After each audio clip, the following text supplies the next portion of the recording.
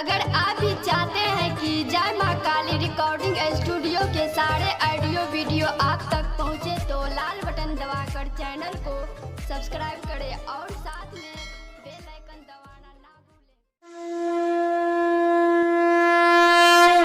बोला बोला भोलेनाथ की।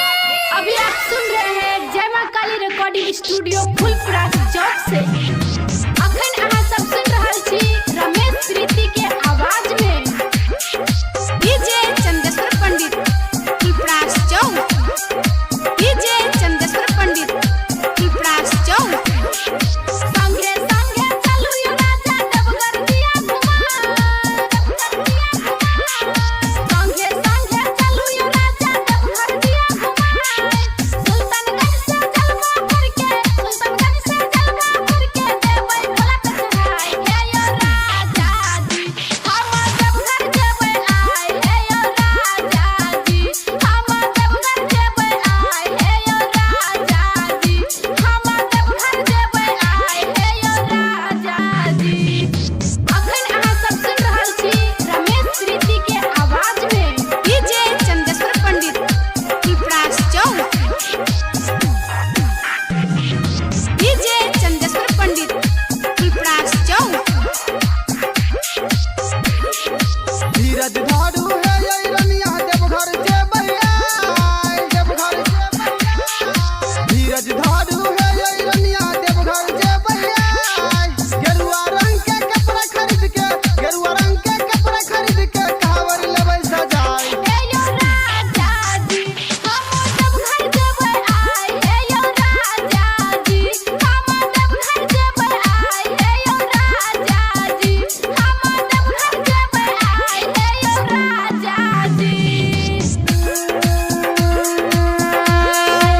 बोला बोला भोलेनाथ की। डीजे चंदेश्वर पंडित फुलपुरा चौक। डीजे चंदेश्वर पंडित फुलपुरा चौक। दुनू प्राणी संगे जेबै बाबा के दुआर दुनू प्राणी संगे जेबै बाबा के दुआर भोला बाबा कृपा करतै सुनतै हमर पुकार हे यो राजा जी हम देवघर जेबै आए हे यो राजा जी हम देवघर जेबै आए हे यो राजा जी हमरा देवघर दिया घुमाए हे यो राजा जी।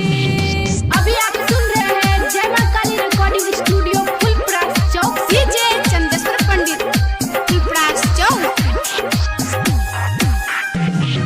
डीजे चंदेश्वर पंडित फुलपुरा चौक।